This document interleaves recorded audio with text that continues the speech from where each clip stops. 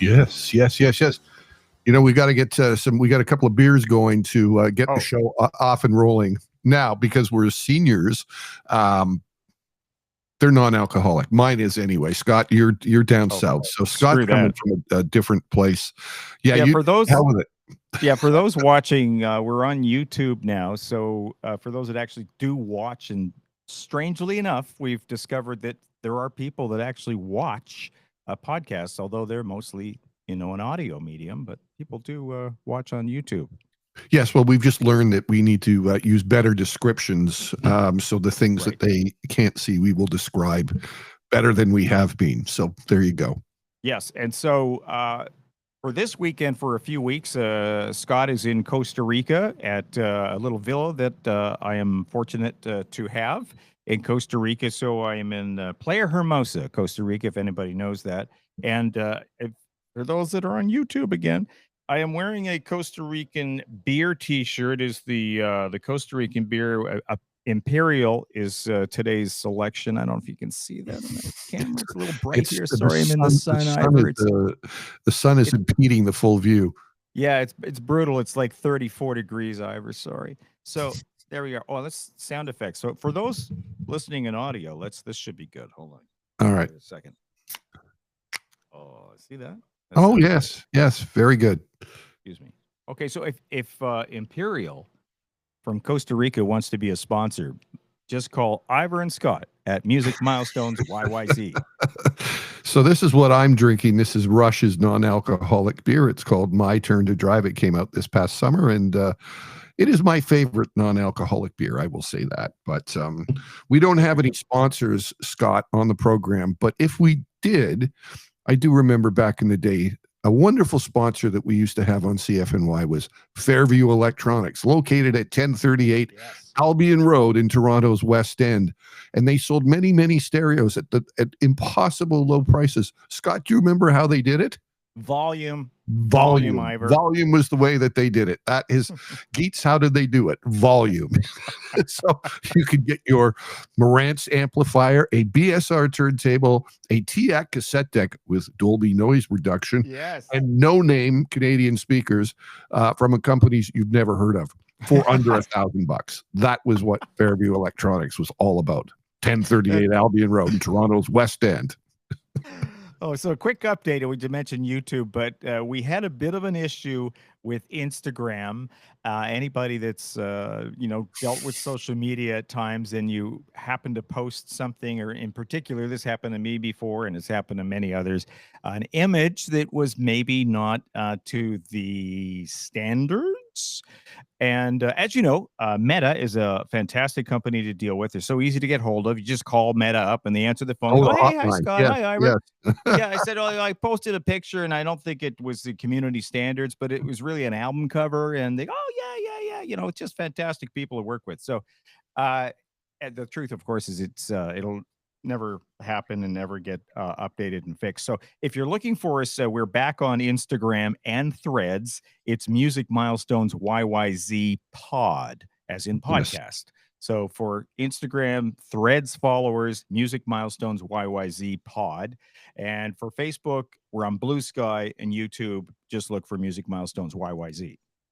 Very good. Okay. All right, Scott, tell us what we got on the show this week, and we will roll into it. Yes, actually, so a big couple of anniversaries and a very tragic one, of course, we are going to be talking about. It's been 45 years, believe it or not, since we lost John Lennon, so we're going to speak about that, and there's a great CFNY story about that and something that started at CFNY that they did, so we're going to get into that. We're also getting some year-end lists. Ivor got his Spotify year-end list, so we're going to find out what Ivor has been listening to in the last year with Spotify, and I got mine too from YouTube Music that I use. We'll talk a bit about that. We also have, believe it or not, the very first time that U2 played Toronto was 45 years ago. We're going to get into that in a moment, and it was at the El Macombo. Some remember that. Maybe you don't. We're going to tell you about that story. And also Oasis. We've got the show that Radiohead also performed in December. Both Oasis and Radiohead both had their shows postponed. and moved to December. We're going to talk about that and a whole bunch of other stuff. Yeah, lots of stuff. The Cult is on the program too. So I've also got Record Collectors year-end list in, and they name their top records of the year, but also they get into the box sets and the collectibles too, and probably the most credible collectors magazine out there. So we will reference them because we like them.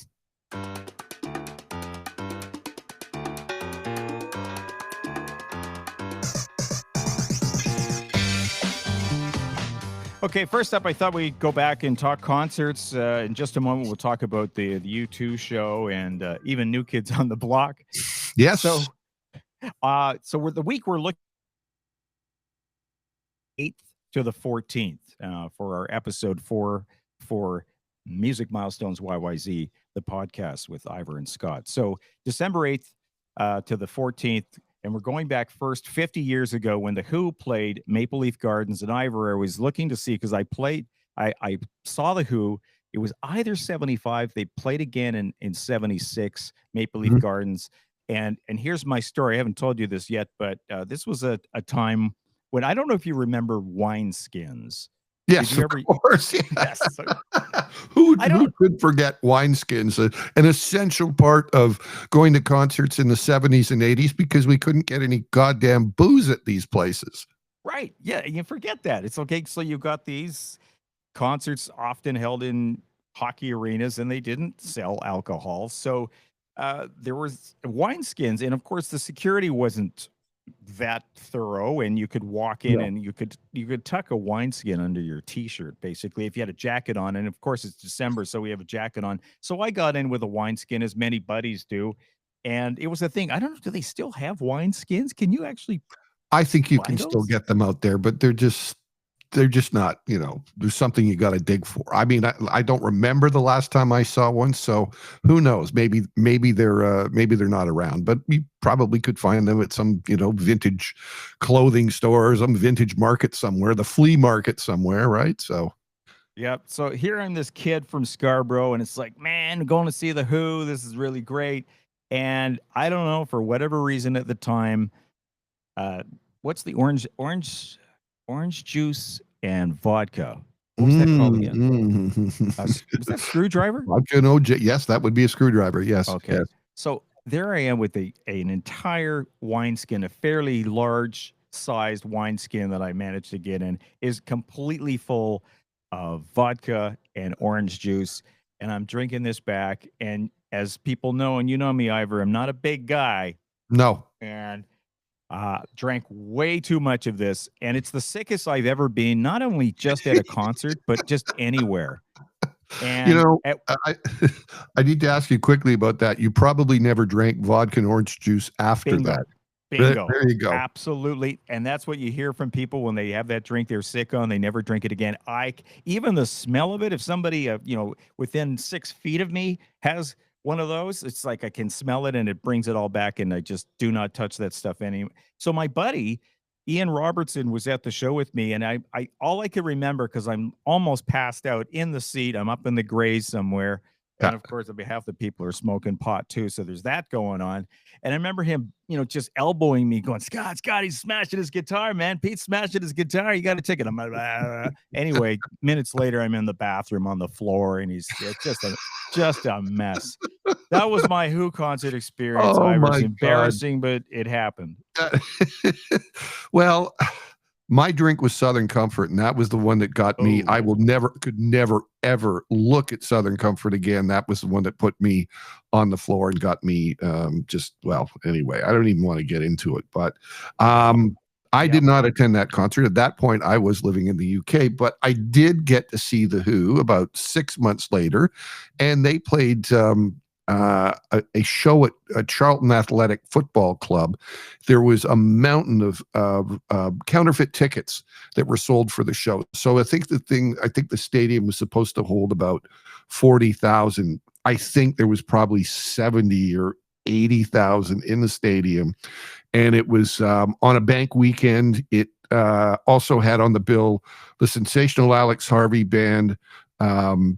Little Feat, the Outlaws, and Roger Chapman from Family Streetwalkers, and Widowmaker, which was sort of a band that came out of Mott the Hoople. And I went with a guy from school, and I was 16 years old. It was absolutely crazy, but it was one of the greatest shows I'd ever seen. That's when the Who actually decided to bring out their full-on laser show for the first time. But the magic of the show was that it set the Guinness Book of Records that stood for at least 30 years as the loudest concert of all time. And here's me 50 feet from the front of the stage. I was not affected by that.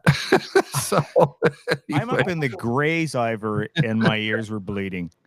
It was general admission at the time, but it was nuts. I mean, people did not want to leave where they were standing, and so they were relieving themselves on the field at the show. And I was like, oh my god, right? But I never forget it. There was some guy that was standing beside us who bet his buddies that he could get on stage during the Alex Harvey band set, and he did it. For some reason, he climbed over something, climbed up, and got on the stage. And I was like, okay, got to hand it to this guy. He knew what he was doing. And the Sensational Alex Harvey band were fantastic at the time. They were hotter than hot in the UK. They very nearly blew the Who off the stage that day. But anyway, I digress. It was my time to see the Who back then. It was just in a different place. Yeah. It should be noted too, the Who were pretty, I mean, they probably had several sort of peaks with such a long career, but they were pretty hot in the moment, that mid 70s. Very loud, very tight. Yeah, I mean, the Who were a band who always had a strategy from day one to play in America. They were one of the first bands to come over in the 60s, and they did it nonstop. So they had the American market down, the North American market down pat. They were really, that's what made it for them, was playing over here constantly. I mean, how many times did the Who end up playing Toronto? I should look it up. I bet they played here 40 times over the years. Yeah. You're probably right. You're probably right. Okay, we're going to move into the 80s now. We talked about the U2. We're going to talk about that in just a second, but I want to mention the Romantics show, Danforth Music Hall. This was December 9th, and back in 1980. Now, that was their second time here, because they had played the Elma Combo before that. I remember that show. I didn't go to it, but I remember that it being advertised. And the Romantics were pretty hot here pretty quickly. That, What I Like About You is a pretty big hit very quickly. So let's talk about U2. So it is the very, very first time for U2. The date is December 9th, 1980. This is the Elma Combo. It's presented by CFNY. Mm-hmm. And the album, not out yet in Canada, right? So the album was going to be out, I think, Christmas Eve or something. That's what they said. I mean, that's what that Bono had said. It was coming out. It didn't. I think it didn't come out till a few days later or whatever. Like, who releases albums on Christmas Eve? Nobody. You can't get albums on Christmas Eve. So stores are closed by that point. My question to Ivor Hamilton, who has been to so many shows, so many important shows. Were you at U2 at the Elma Combo? Yes, I was. I absolutely was. And when I used to shop for imports at the Record Peddler, there were a couple of girls that worked behind the front desk there, and a girl that worked there, I'm still friends with this day, went on to become a designer for Sony Music and Virgin Records in the UK. Her name's Catherine. And she was the one who kind of jumped onto U2. She goes, these guys are going to be big. You really need to, CFNY really needs to embrace these guys. And I'm like, okay, I will listen to you. And we did. We had one, we had the I Will Follow single being played, and they had some independent stuff out in Ireland prior to that. But we really were playing that first single, and we knew that it felt like a big one. You could just go, oh, this record sounds incredible, even off of that one single. So we presented the show. There was about 80 people there. That was about it. And it was a really shitty night weather-wise. I always remember I had a 1967 Firebird convertible that was a piece of junk by that point. And I remember driving down University Avenue on the way to the show, and I decided to put the top down during a snowstorm. I don't know why, but I did. And so anyway. Did you have a wineskin, Ivor? I didn't have a wineskin, but of course, if you were at the El Macombo, if you remember going to the El Macombo back then, they were famous for their serving their beer in quart bottles. So those big quart Oh yeah, bottles, I one of the few remember. places that had it. Yep. But um, I do remember the show. I remember it fondly. I remember that the band were outstanding, and we knew that they were going to be really big. And a couple of other people did. I know they did a photo shoot with local photographer Peter Noble at Allen Gardens in the snow that day. And then after the show, local DJ Dave Allen, who was one of the guys who ran the Domino Club, took them over to the Domino Club afterwards. And, Domino was, at the time, but the only alternative club in the city. So, I think about back then, people went and hung out at the Domino Club, and oddly enough, people used to go and hang out at the House of Lords to get your hair cut, but Yep. different times, like who would think, why would you go to a haircutting place to hang out, that rock stars would hang out there? But they did. So that's what you two did. And I mean, and they came back to the El Macombo when I think it was Joshua Tree, when they were playing on that tour, and they were so big by that point that the only thing they could do was a press conference. So they said, you know what, we want to do the press conference at the El Macombo, because they remembered that was the first place that they ever played at. That's so cool. And I remember hearing about the show. At this point I had heard I guess it's just one or two singles on CFNY because the album's not out, right? Correct. Right. And I remember going, yeah, I wasn't really into the band and their sound, but it was like there was a little bit of a buzz going around. But it was honestly one of those things. The weather, and I'm in Scarborough, and the weather was terrible, and I'm like, yeah, I don't know, I'll skip this one. Well, I Yeah. mean, that's what happens when it's new bands. And then, of course, it was a little bit somber because of the day after, the Lennon incident. And they had Yes. actually, they had played in Buffalo the night before, and it was even worse there. They opened for local band, heavy metal band Talus, who are just returning from their tour with Van Halen. And they're kind of like, a thrashy metal band. So they played at this Harvey and Corky club or something in Buffalo, and there was 20 people there. So can you imagine that? They went from 20 people to 80. And then, of course, they exploded. I mean, you two exploded in a minute after that. My biggest frustration as the radio station that presented them afterwards is that we never got to have anything to do with them as far as the presents goes after that. We never presented any U2 shows after that. However, I will say that the band always remembered what CFNY did for them. And to this day, they would still give interviews and speak to some of the people at CFNY who have an affiliation now, like a Robbie Johnson or an Alan Cross, and they will talk about interviews that they've had over the decades. And it all leads back to the support from day one. I will also say that my friend Catherine, and I thought it was quite funny because there was that movie Postcards from the Edge.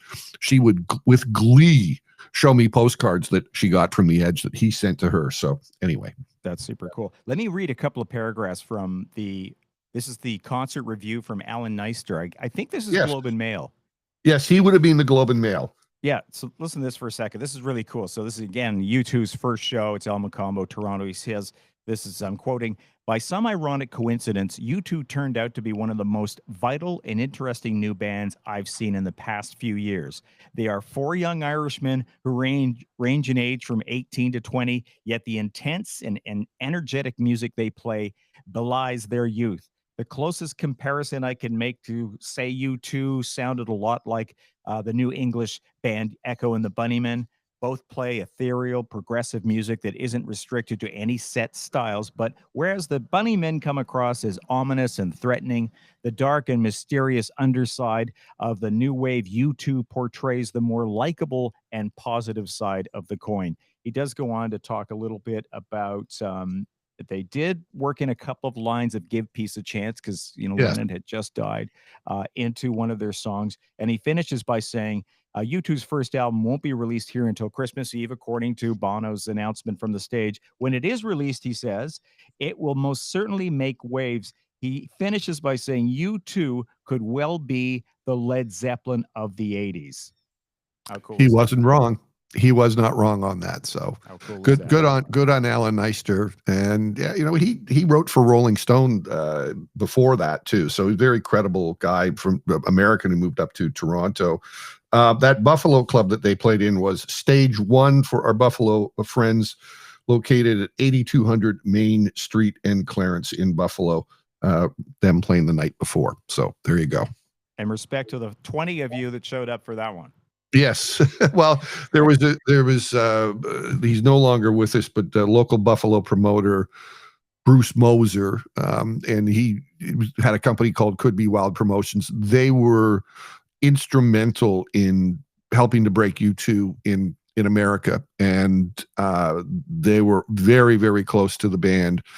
So, and Bruce and his team were also very big in breaking Canadian acts into the US. So all of the big Canadian bands, the Rushes, the Hips, and many other ones counted on Could Be Wild Promotions out of Buffalo, but they were always the number one client was U2. I remember going to a birthday party for Bruce Moser when he turned 50. And there was a video that was sent in from Bono. Bono did they composed a special birthday song for Bruce's 50th. Wow.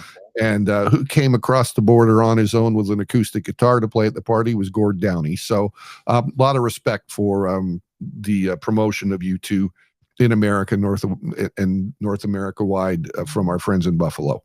Very, very cool. How about this segue, everybody? U2's first show, the El Macombo, in 1980 in December. Now we're going to talk about New Kids on the Block at the Skydome. So I dug up their date because we were talking a little bit about, before the show, the stuff we're speaking of today. And that year, for those that don't know, New Kids on the Block were they were absolutely just everywhere, right? Yeah. Record selling, yada yada. So they had done, this is the New Kids playing Toronto in 1980. It started in March. It was 1990. 1990, sorry. 1990 New Kids on the Block. So this is all the same year. So they started in March 18th. They played Maple Leaf Gardens 2 shows. Then the CNE in the summer, August 3rd. And we get to December, 2 shows at the Skydome. Yes. On the 8th. Yeah. And then again on the 13th. Yes. Crazy. Tell me you didn't go. I did go. And I'm gonna set it up. There's a rhyme and a reason for this one. All right. This should be good, everybody. I went with Fred Patterson, believe it or not, of the Humble and Fred show. We went together.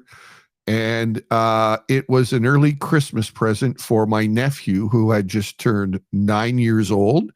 And Fred's daughter, Melanie, had, I think, they were the same age. So Fred came over to my place and he had Melanie with him. And then we put the 2 kids in the back of the car, made sure the seatbelts were on. They'd never met before, but they got along quite nicely because they were the same age. They were 2 very cute kids. And we took them to see New Kids on the Block. Do I remember any of the show?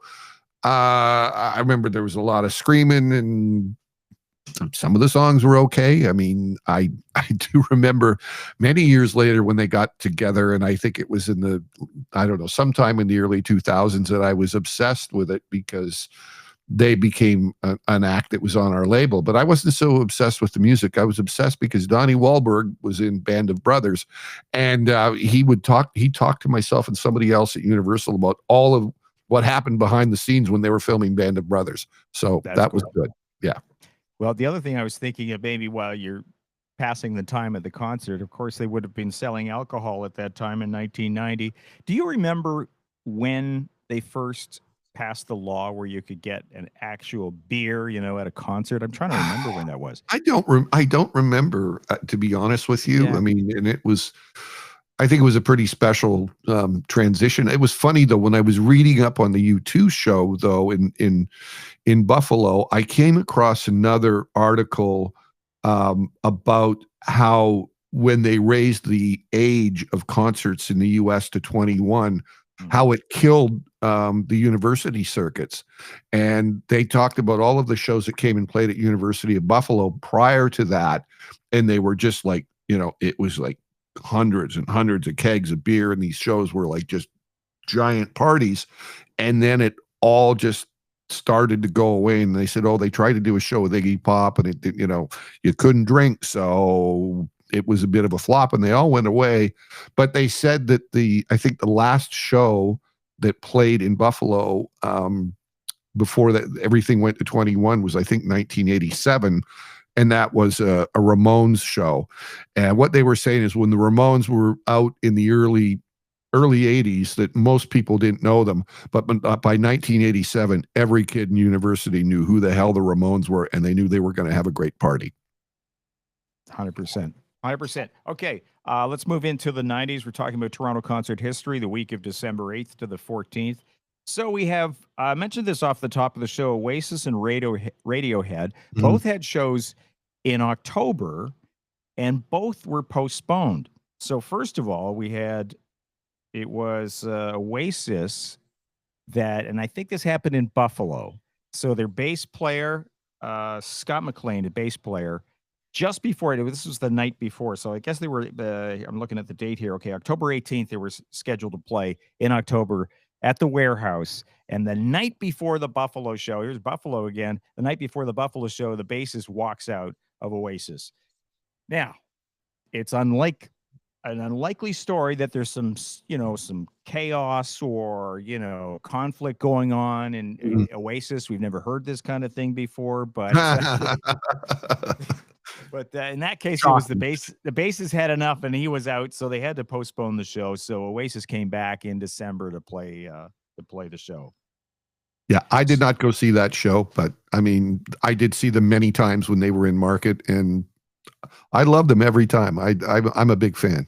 Yeah, and the Radiohead show again, they were scheduled for October, and then it was a few days before the Toronto date. They had a van that had all their gear in it. People might remember this story. I think it was in Denver that somebody just stole the whole van with all their gear in it, and so it took them a few days to get the right gear back. So they moved some of the shows back, and so Radiohead came back in December and played that show. I mean, there's nothing worse than having a show when you have unfamiliar gear, because that can just turn a band upside down. So they did the right thing in that instance, and especially a band like Radiohead, whose sound is so particular. So I think that that was the right move for them, and hopefully it was a great show.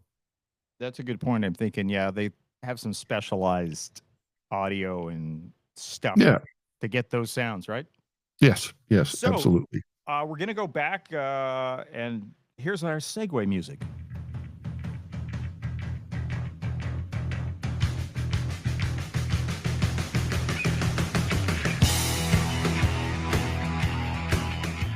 Actually, we're just going to go into the 70s, dip into the 70s for a second here, but I thought we mentioned a couple of birthdays this week. So Joan Armatrading turning 75 on December 9th.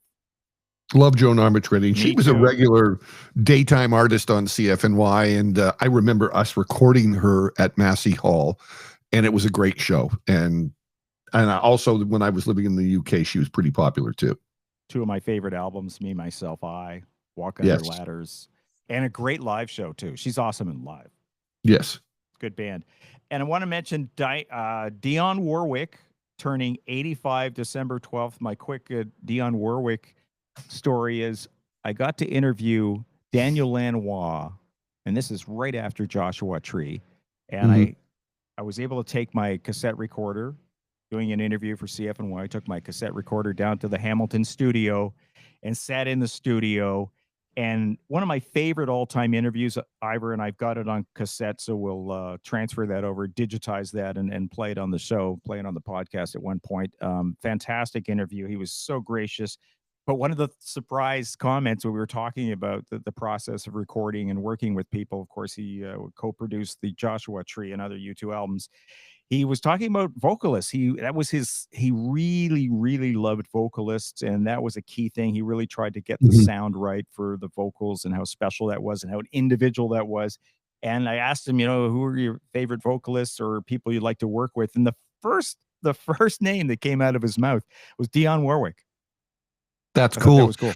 It's funny, we when I was at Universal, we used to try and celebrate these anniversaries when we could and do things similar to what you and I are doing on this podcast. But one of the things that we did was we did anniversary events for big records, and one of the and obviously when if there was a reissue that came out, but we did one for I believe it was the Joshua Tree, and the anniversary was coming up, and so we did something at the Hard Rock in Toronto, and it's like, okay, what can we do to get people into the room, and who can we have on the panel? So we actually had Bruce Moser came up from Buffalo, the local promoter or the Buffalo promoter. He came up for it, but the one person who we asked who showed up surprisingly was Daniel Lanois. Well, as soon as you get Daniel Lanois in the room, that's instant credibility, and everybody everybody comes out for that. So it was a very well attended event, and I always remember how gracious he was to come down from Hamilton to do that. Super nice guy. Super nice guy. That's it for the birthdays this week. We're going to go back to 1975 this week, December 8th to the 14th. And this is when AC/DC released It's a Long Way to the Top. Great track. Yeah, it's interesting on that song. I mean, what I've learned about that song. So AC/DC never plays it live. They have not played it live since Bon Scott was in the band. Oh, really? And it was a situation that, well, first of all, because of the bagpipes, there are bagpipes in that song. And unbeknownst to me, apparently bagpipes are not the easiest thing to play. That is So correct. Bon was a drummer, but when they came up with that song, he ended up learning how to do it. So that video that you see, it's somewhere in Australia where he is actually playing the bagpipes on that. But when he passed away and they were kind of going to the next stage of things, with Brian Johnson coming in, and Brian Johnson and the band said, I refuse to play it. It was Bond's song, and we are not going to do it. So apparently it was only ever performed about 30 times during the Bon Scott era and has never been played since. Wow. That's cool. I did Yes. not know that. I There did you not know go. that. Mhm. Why don't we continue on with AC/DC? Although this is 1980, Back in Black. This is the date the single was Yes. released. The album was out in July, so the single was released. And we always love reminding people that AC/DC was played on CFNY at one time. Absolutely. I mean, I remember played, certainly Long Way to the Top. You Want to Rock and Roll. Big Balls was played on there a lot. Maybe A too whole much. lot, a whole lot of Rosie. There was some. I mean, the thing is, I remember when AC/DC first came out, people thought they were kind of a punk band, and they actually, when they first moved from Australia over to the UK, they played a bunch of songs with a lot of the punk bands, and unfortunately for a lot of the punk bands, AC/DC were tough as shit. I read a story about AC/DC playing a show with Stranglers, and the Stranglers got confrontational, and AC/DC would have absolutely none of it. They would not put up with it. And if blows came to blow, AC/DC would have won the day. And the thing is, AC/DC live, there's nothing like an AC/DC live show. In their entire careers, once they rose to the top, the only time they ever opened for anybody was at SARS Fest with the Stones. They would never do it other than that. They were the best. I always remember Doug McClymont doing the audio for SARS Fest, and he said, there I'm flipping out. I've got Rush, I got Neil Peart. I'm doing 82 channels on the left side of Neil Peart's drums alone. And he goes, there's AC/DC's road manager walks into the trailer and says, the songs, turn it up. I just thought that was like, oh, that is so good. And it's amazing too on Back in Black.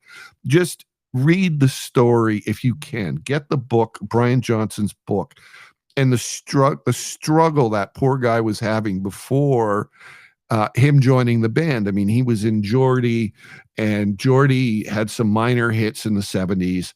And it turned out there was Mutt Lange had mentioned his name as a successor, but it wasn't so much Mutt Lange. It was a fan who sent a Geordie album to the band and said, "You need to check this. You need to check this guy out as a successor to Bon Scott." And they had said, "Oh, okay, this is the second time we've heard about this guy, right?" So at that point, Bon Scott had his own business fixing cars. They actually fixed vinyl tops for cars, and he was reasonably successful. And then he got the audition. He didn't even know who he was auditioning for, and he thought, oh, maybe a little bit of money, because they were playing had another version of Geordie. It's like they go out, they make some money. He's got his business doing his car repairs or whatever, and they're doing okay. And so they went down, and he's like, well, can you tell me who I'm auditioning for? And they're like, no, we're not going to tell you who you're auditioning for, but we'll give you a hint. We'll give you a couple of letters, AC, DC. So anyway, so they knew right off the top that he was going to get the gig. And but when he got told that he got the gig, he goes, "Well, what about my business? What am I going to do? I have this business to run, right? I've got my car repair business." ACDC's management, God bless them, they bought the business, paid everybody off, and gave him a new Jaguar.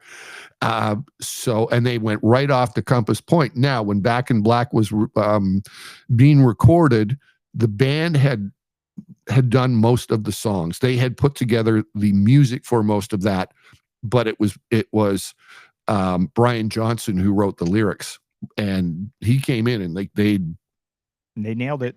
He nailed it, and it is now one of the biggest selling records of all time. I think it sold something like 75 million copies. So. That's great. What's the book again, Ivor? That's great to let everybody know. You just have to look. Off the top of my head, I've loaned it out to my friend Darren. He still has it, I think. But Brian Johnson's book, I think there's only the one book out there, but it's a great read. Absolutely, highly recommend it. So fantastic. Yeah.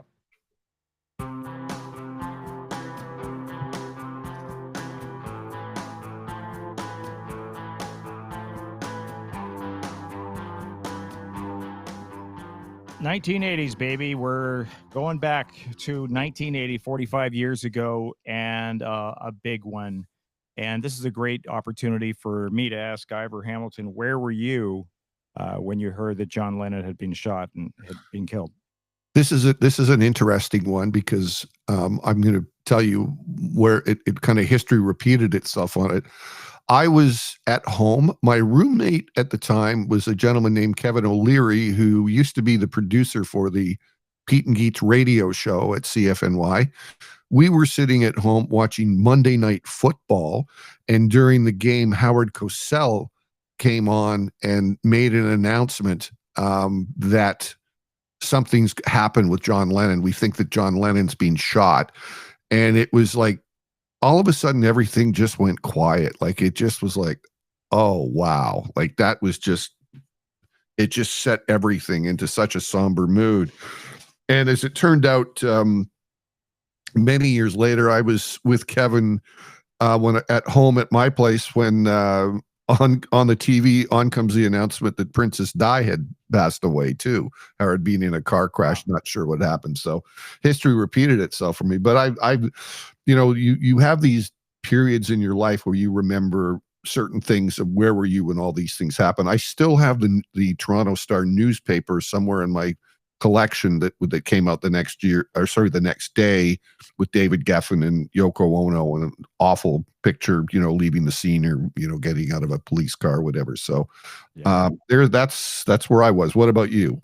Yeah, and by the way, that Toronto Star story and cover, I've got a copy of that too, and we'll post that on our socials this week. So watch for Music Milestones YYZ on the socials. So interestingly, I'm in radio. I'm doing an overnight radio show on a station in Guelph, like a adult sort of top 40 adult radio station called CJoy, CJOY.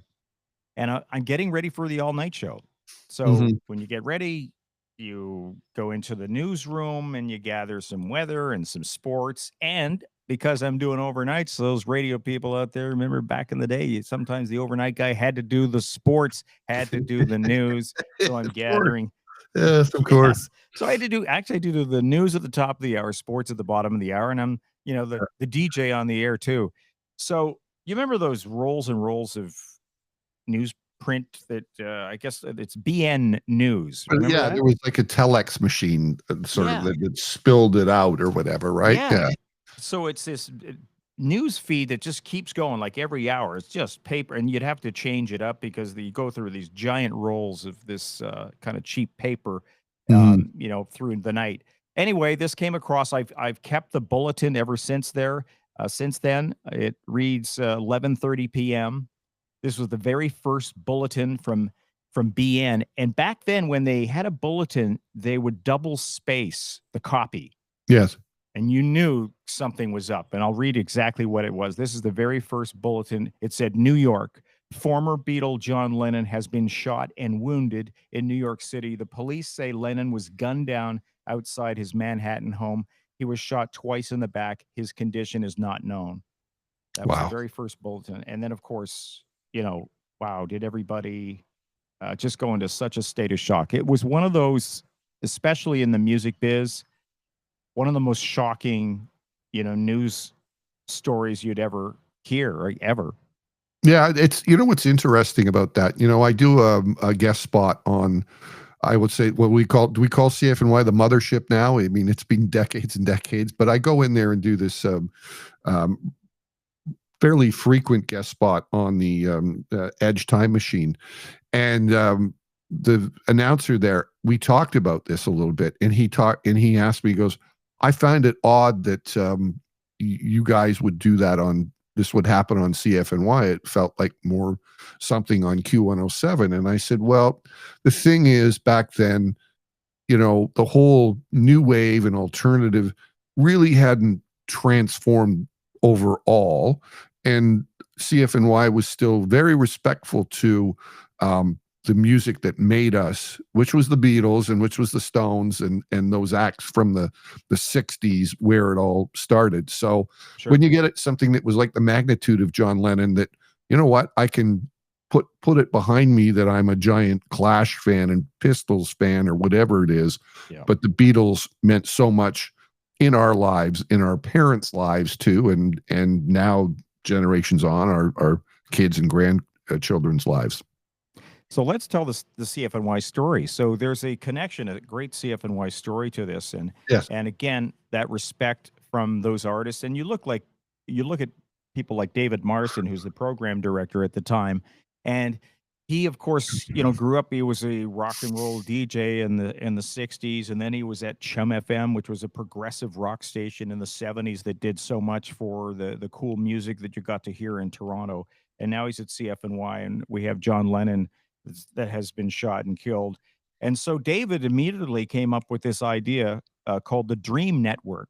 And Mhm. I understand he wrote it with, I don't know if you remember Brian Lyon. He was Yeah, the he director was of, a creative. He was a sales guy, but a creative guy, and okay, and yeah, he was a good guy to have on the staff. I worked with him on a few things while I was there, so he was a good help. And I think David, appreciated the help on that at the time. David also not only was very prominent in Toronto, but he had ventured into the States. He had worked down south in the south of the U.S. He had some really good connections in the business in New York. He also was on the air at Showme in Montreal. So when this whole thing came down, people knew him very well in the States, and people knew him very well in the Canadian music business right across the country. So it wasn't, I think the great thing about it was everybody collectively, from top 40 radio to competitors in Toronto to competitors or non-competitive radio stations across the country, going, you know what, we don't care if we're part of today, like, well, we can't do that because they're not part of the Bell Media Network, or we're not part of the Rogers Network. It's like, you know what, we're doing it because it's John Lennon, and it's a common thread that everybody shared back then. yep. So It's David, and it was also Brian that wrote this tribute. They put this tribute together. I think it was only 10 or 15 minutes long, and they took the inspiration from Yoko that said, that Sunday wanted to do like a vigil in the afternoon, and David said, let's do this feature to honor John Lennon. And he gathered, and you talked about those connections, and he called out to people saying, hey, why don't we all do this collectively as radio stations to support this whole story, and John Lennon, show our respect. So ended up getting not just Canada, but the US, like over 500 radio stations. And even I think Brad McNally had some connections in In Australia that Australia. hooked up the Yep. feed there. Mhm. And so at 2 o'clock, it was, I think, this giant connection of everybody doing the same thing at the same time. Very, very cool. I don't remember the actually hearing it. Like maybe I did at the time, but I can't remember what was in it, what was exactly Yeah, said, and what I don't music was I played. mean, But be great to yeah, get, somebody, if somebody's got a tape of it out there, I think it yeah, would be great to hear and be able to play again because it was, I mean, it was everywhere at the same time. And that's just was, that was the magic of radio back then, and the yeah. power of radio that it had back then, which was phenomenal.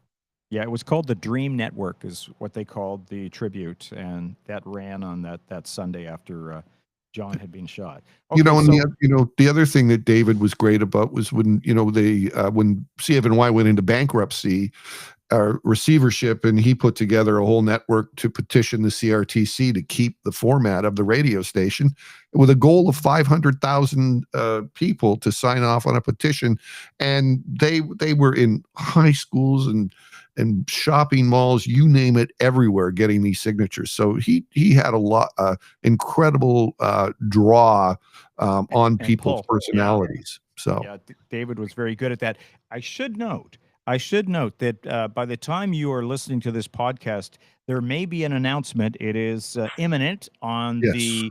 the CFNY documentary, and the thing that Ivor just talked about right there about the time the station was up for receivership, that is in the documentary. There's a piece on it in there, Mhm. so I think you'll really like that. And we're very excited that this is coming, and we can't say any more about it right now, but there will be an announcement any It day now. it's really close. So for all those Yep. false starts, for Toronto Mike asking a million questions and all those other people, thank you for being patient. We're getting really, really close. It won't be long now. It's like you're waiting for that Christmas gift that you've always wanted. Uh, I was in to see my former employers at Universal Music the other day, and I hadn't seen most people for over 2 years, and I was greeted with open arms. With one guy, first thing's like, "What's going on with the documentary?" So anyway, we're close. We're very Yep. close. So Sandinista, you mentioned the Clash a few minutes ago. Sandinista came out December 12th, 1980. I think it was like 9 albums altogether. No, it was like 3 albums, three Scott. albums. I know, but Jesus. at first, it's funny. At first, I thought this is a bit much, but then I ended up really loving the album It's or funny. You, albums, you I look guess. at the history of it. First of all, it was a triple, purposely. The band they'd be given a lot of guff by Sony Music at the time, or CBS as they were known, about putting out a double on London Calling, and CBS at the time didn't want to do it. And then about 6 months later, um, Bruce Springsteen puts out a double album. They're like, "Are you kidding me?" So if they did that, said, "Well, to hell with you." And so they come up with this triple album. But what they did was they took a hit on their royalties. So the triple album was the price of a single album. So you weren't socked with like, oh, a triple album. It was a triple album. Today it'd be over $100 if it was on vinyl. But back then it was like you could get that album for like £5 or £6 back then, if you were in the UK. The thing about Sandinista, on their home turf in Britain, they did not like the album. In the US, they loved the album. So that was their, like, the Sandinista in the UK was their lowest charting album. In the Hmm. US, the critics loved it. They thought the album was genius. The musical styles that are on that, everything from Yeah. like reggae to calypso to Yep. the first inklings of hip hop, all of the things that they put on that record were quite amazing, and it really stands up today. Yeah. I would say, if you get to side 6 on vinyl. Maybe that's a little, it kind of stretches it a little bit towards the end there. I mean, realistically, it probably could have been an amazing double album, but it's not that much of a stretch as a triple. I love the record. I still love it to this day. The call up, Charlie Don't Serve, Police on My Back. There's some amazing songs on that record. With you there too. Totally agree. Fine Young Cannibals. So 40 years ago this week, a week of December 8 to 14, Fine Young Cannibals' debut album. Unfortunately, they only had two records. The first one really the strongest. A great record, of course. A couple of guys that were in the English beat were part of Fine Young Cannibals, David Steele and Andy Cox. And there's nothing quite like watching David dance with his bass playing on the stage. He had the funniest, weirdest little dance shuffle thing that he did. I don't know what it was. It's amazing he didn't like clobber into somebody and fall off the stage. Yeah, I mean, it's amazing that band. It was like, we talked about on one of the previous episodes of like the shortness of two-tone and the specials, and this seemed like it was the same thing. It was like two albums and bang, we're gone or whatever. But at the time, it was pretty good. I loved the Buzzcocks cover of Ever Fallen in Love, and I love the song Good Thing. I thought that was really good. I mean, at the time, it was essential. Indeed. Okay, we're going to dip into the 90s for a second, Ivor.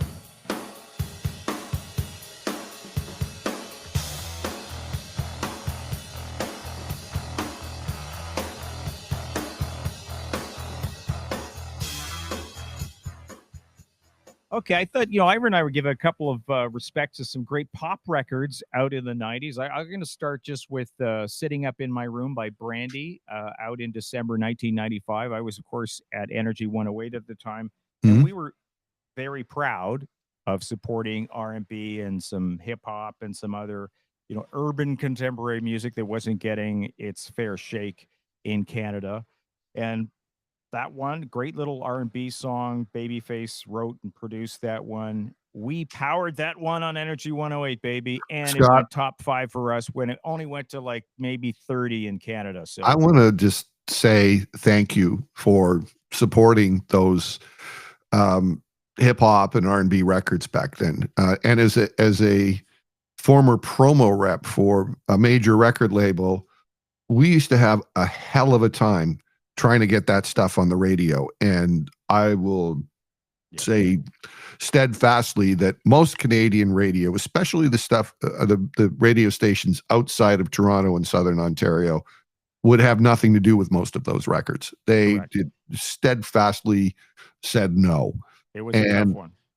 I couldn't get Salt and Pepper on the record, on the air. I couldn't get there was just Rob Bass couldn't get that on the air. I mean, it was absolute bullshit. Those records were selling by the truckload. Oh yeah. And by that point, the public didn't care. Like, it was just like they didn't care because they were buying them anyway, right? So they would, and you had much music coming online at that time too. So you'd get Electric Circus or they were supporting those records. But it was always that struggle for black radio in Canada and supporting those artists, which, even to this day, you get those stations that come on air and then something happens and it goes away and then the struggle's on again. Totally unnecessary. Yeah. And half of this was coming from CFNY, Ivor, and that's, where we supported music that wasn't getting played on many other radio stations. And it was, I had that same idea behind Energy 108 is like, there's all this other music that is not getting supported by radio. And I wanted to do something about it or be part of that. And we did. So another track that both Ivor and I pointed out on looking at the releases on this day.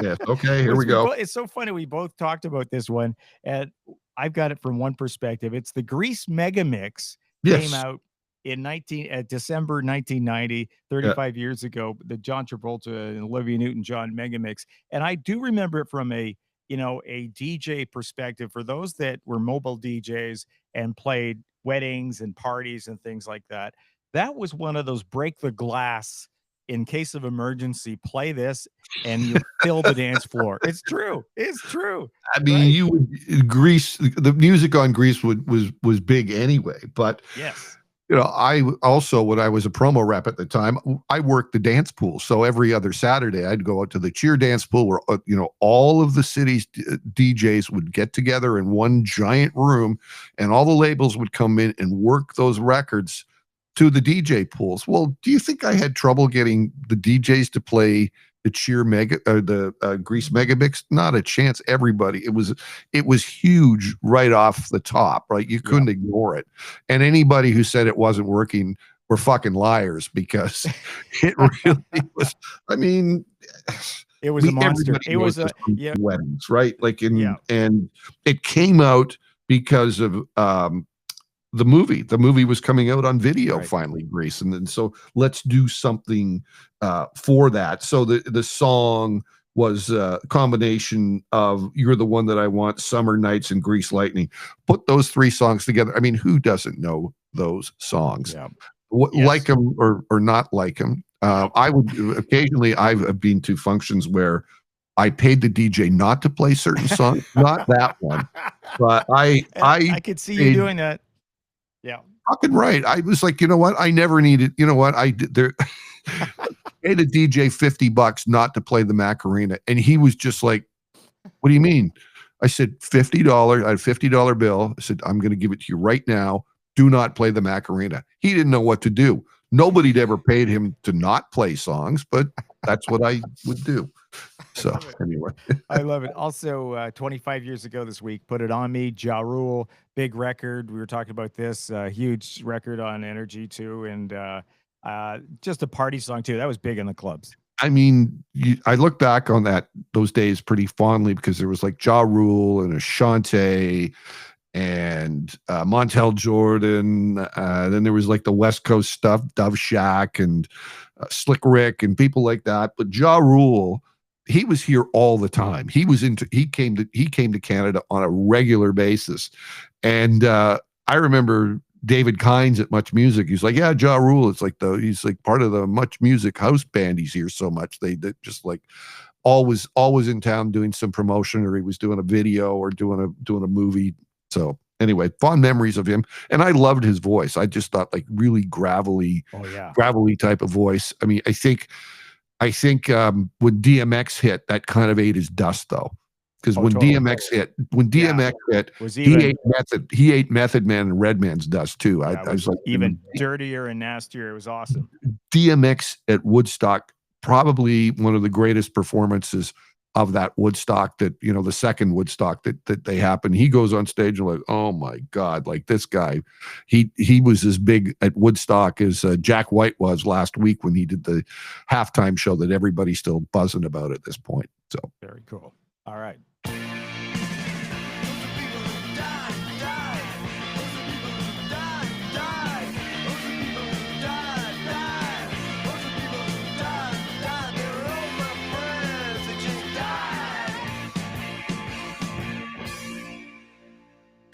Well, Ivor, we have somebody who left us just this past week, Steve Cropper of Booker T and the MGs fame. He also wrote some songs too. He wrote Sitting on the Dock of a Bay, he right? I did. didn't know that. I mean, he played on practically every record that ever came out on Stax. He was that prominent. He was one of the all-time greats. He wrote Sitting on the Dock of the Bay, Soul Man, Knock on Wood, and In the Midnight Hour. He was a Rock and Roll Hall of Fame inductee, Songwriters Hall of Fame. He was in there as well.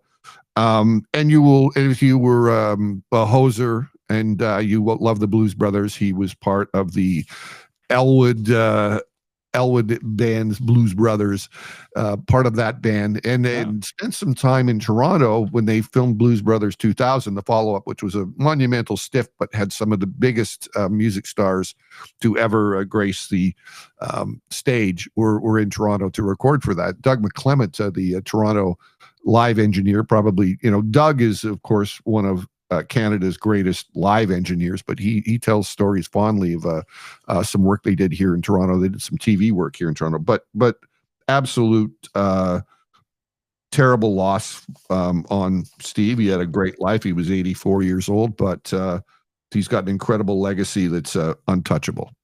You mentioned Doug a couple of times, and he is one of the, just as this is our new podcast getting up and rolling. We're episode 4 here. We do have guests, many guests planned. Doug is going to be one of them. He is a guy that's done so much recording. He did for CFNY, those live shows that we recorded, plus so many other events. And he's got a great memory and great stories. He will be a future guest.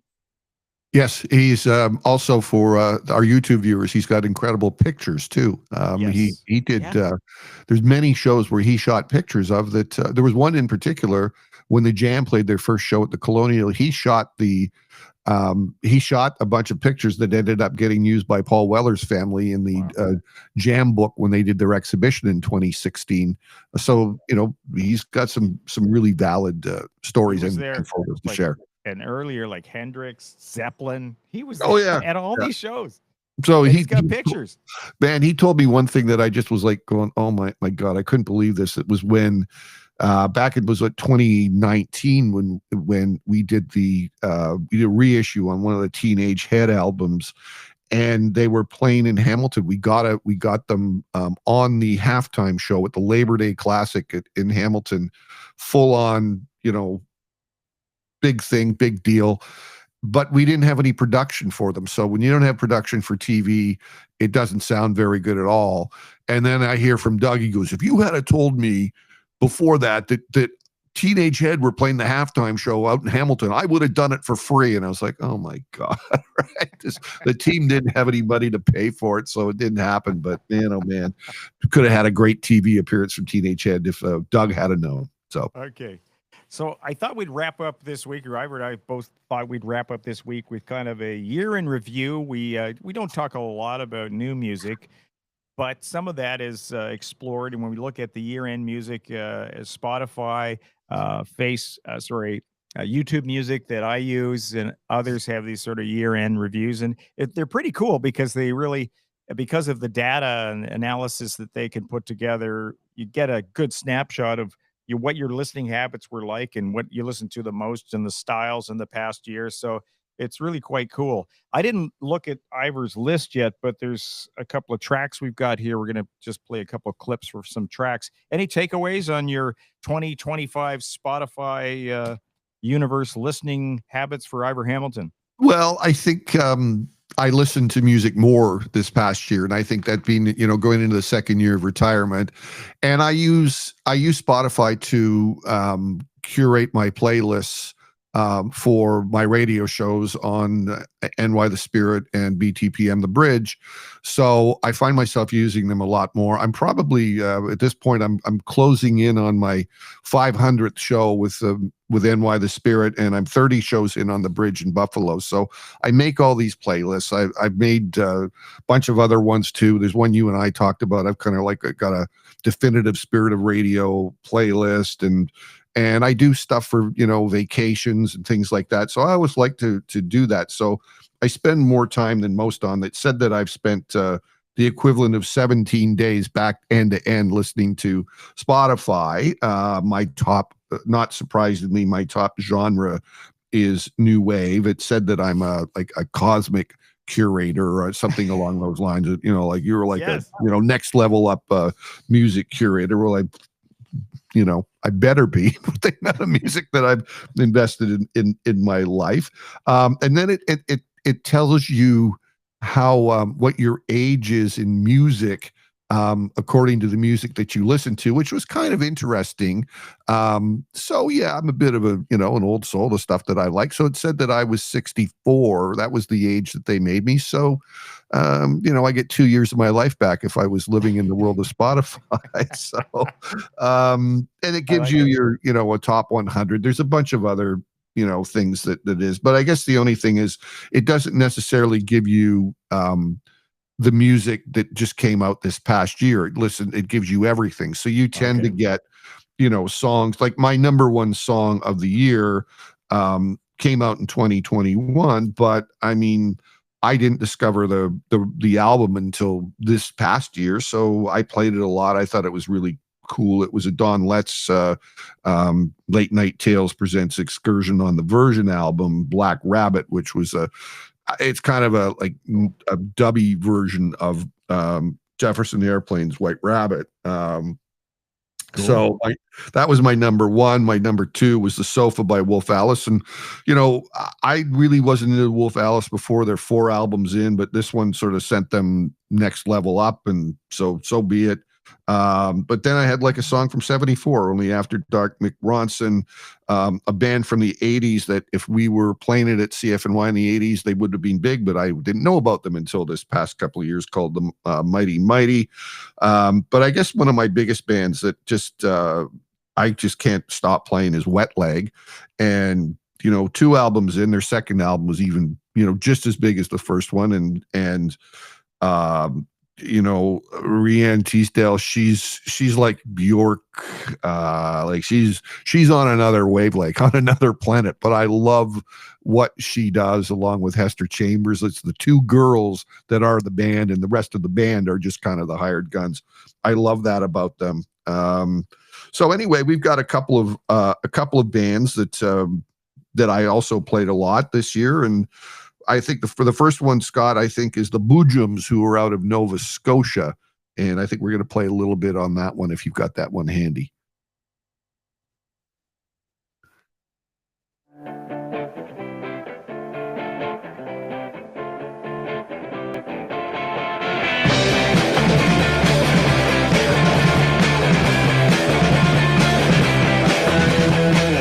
What a day for a day, what a time to be alive. I feel right, I feel right, I feel right, all right. Roll out of bed, heavy head, I can't remember. Not bad, right? Not bad little band. So I like it. yeah, so they're the Boojums. The second band, these guys are from Ireland. They're called Sprints.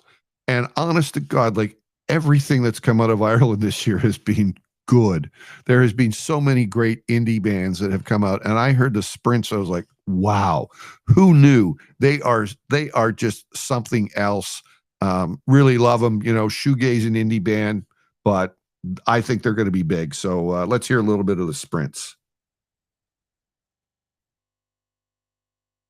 You got him? Queuing it up there, Scott. You figure it out? Coming somewhere here. One moment. You got the 8-track machine? It says it's playing. I got the right. Oh, here it is.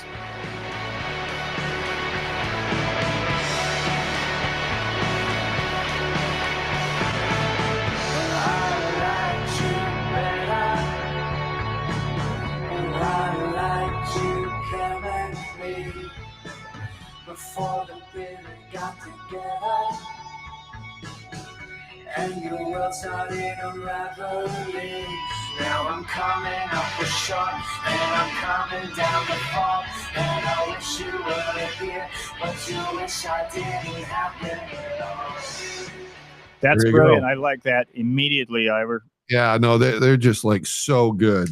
And then the last band that will. By the way, that's the Sprints. What was the song? Off the top of my head, I haven't got it in front of me. It's just, it looks, Sprints. my screen here, it says Sprints Better or something. But anyway, Yeah, the Sprints is that's the band, right? Yes, sir. Sprints. Yeah, great. Love them. This band are from Southampton. They have been around for a couple of years. The album that just came out called Big in the Suburbs. The song's called Big in the Suburbs too. They had a single called Shopping, but we're going to hear the Big in the Suburbs. Now for a moment of light entertainment.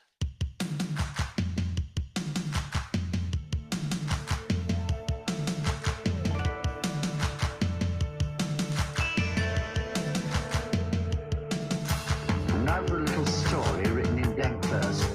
And it's very serious, at least it is later on. And you're not to laugh at the serious bit.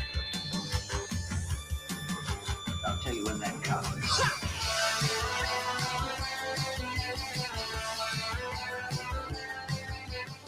Oh, that's 3 thumbs up, Yeah, Ivor. Good job. They're somewhat like Pulp or Blur, kind of like the Britpop next generation. So anyway, on top of that, I wanted to just mention a couple of key records that came out this year, and I always used to pride myself way back when. I would always get the Mojo, the Uncut, Q magazine, and I got go down the end of the year and list of all the records and what do I have in my collection, and I'd be so proud if I have all of these things. I don't do that so much more, but I still collect. I still get Record Collector, and I've got great respect for a lot of the things that they mentioned. And I do want to name check a couple of records that came out this year that are fantastic. One is the Pulp reunion record, or the first record in 12 years more, was absolutely fantastic. I went and saw them play. I had a ticket the second time and went back to see that too. So they're very big on that. They're very big on the Wet Leg records. Saint Etienne, which is their last record called International before retiring. CMAT. I don't know if you know CMAT, Scott. Do you know CMAT? I've heard the name. CMAT's kind of like, it's kind of like Lady Gaga of Ireland. You know, it's really kind of flamboyant stuff, country pop. Really, really kind of cool. Played it a couple of times on my shows. Baxter Dury, which is Ian Dury's son, made a record called Alberon, which is really, really very, very good. He's done a great job. Steven Wilson's Overview album, which he's the guy who does all of those Atmos mixes out there. And let me just talk about one or two of the reissues too, if you're into that. Nick Drake's The Making of 5 Years Left, I thought was an incredible collection. David Bowie's I Can't Give Everything Away box set, one of the last ones. Talking Heads, More Songs About Building and Food, Super Deluxe Edition. Genesis, Lamb Lies Down on Broadway. And this one which is kind of like an underdog, but I've always respected him. Peter Hamill, The Charisma and Virgin Recordings, 1971 to 86, which all his solo records in this package plus a ton of extras. So that is a fabulous package to have. Also, I know there's a lot of Prince fans that we know. Prince and the Revolution Around the World in a Day on Rhino. They did a great job on that one. So there's a few of my picks for 2025 for you.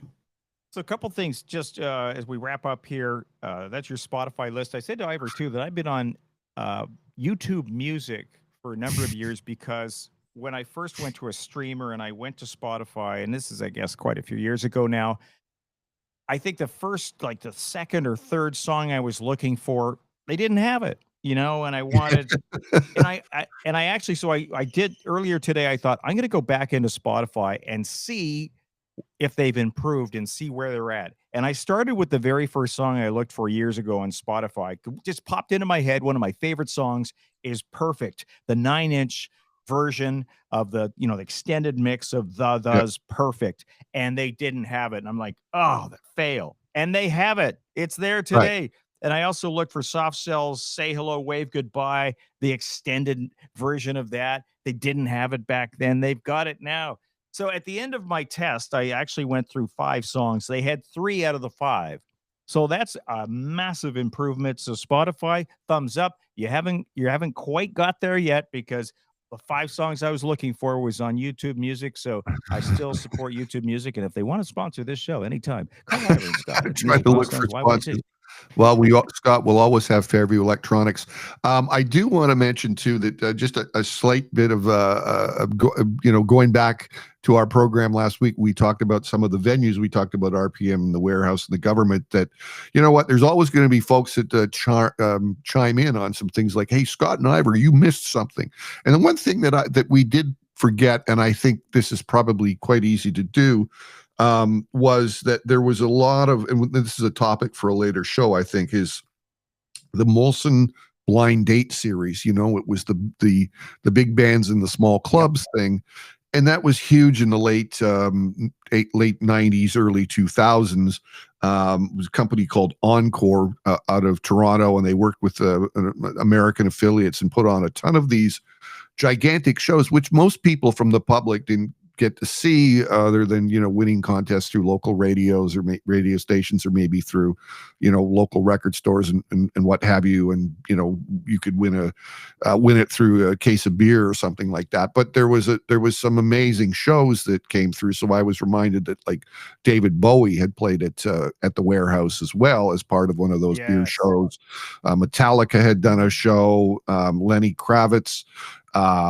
So there was Stone Temple Pilots did one, but of course all of those shows, most of these people who went to those shows didn't know who the hell they were going to see, because it was kept such a secret. And I remember distinctly, you know, going back to that Sex Pistols show, that the guys that were standing behind me I think they would have rather seen Lenny Kravitz and Billy Joel than seen the Sex Pistols because they just didn't know. So that was a little bit of a disconnect. But they went on to do much more sort of focus shows, you know, when they did the cabin giveaways and they did the cabin giveaway concerts and things like that. So you're going to, oh, okay, we're going to do a show with Def Leppard, or we're going to do a show with whoever that might be. So anyway, just thought I'd mention that. Oh, fair enough. And did we get our Gmail email set up yet? We are not at this point. Okay, so, that's fair enough. we are, you know, you can leave feedback. We do have a website now, musicmilestonesyyz.com, where you can leave feedback in there. So perfect. Okay, great. Yeah, we will have a Gmail address soon. We do have musicmilestonesyyz@outlook.com if you want to send an email, but we will have a Gmail address, and we've got that website too. And just to wrap up, Ivor, the talking about year-end music, and I'm on YouTube Music. So I'm looking at these most played artists, most listened to artists in the past year, and I'm going, yeah, okay, yeah, that makes sense. That one, yeah. And then I got to number 4, the most listened to artist that I listened to in the past year, and it was Los Terrameros. I'm like, what? What's that? They're from Mexico. And so what I discovered, so Scott is doing this show from his place in Costa Rica. Got my little studio here in our little place in Costa Rica that we do rent out. And so Scott forgot to log out of YouTube. So your renters listen to these. Yes, we rent it out, and I forgot to log out of YouTube Music. And well, we had other people adding to my year-end list. Well, at least it wasn't your year-end list. Wasn't My Little Pony or whatever somebody's kids do, or whatever, right? Or one of the Korean K-pop kids things too. Oh, by the way, behind me, Scott usually asks, "What did I buy? What did Ivor buy this past week?" So right behind me, you can see. Well, you can't if you're listening, but I have the new book from Jim Kerr and Charlie Burchill that just came out. The third time round for this, the super deluxe box set of Stiff Little Fingers and Flammable Material, with some amazing liner notes. There's John Peel sessions that weren't on the original, and DVD of BBC concerts. So it's a really great package.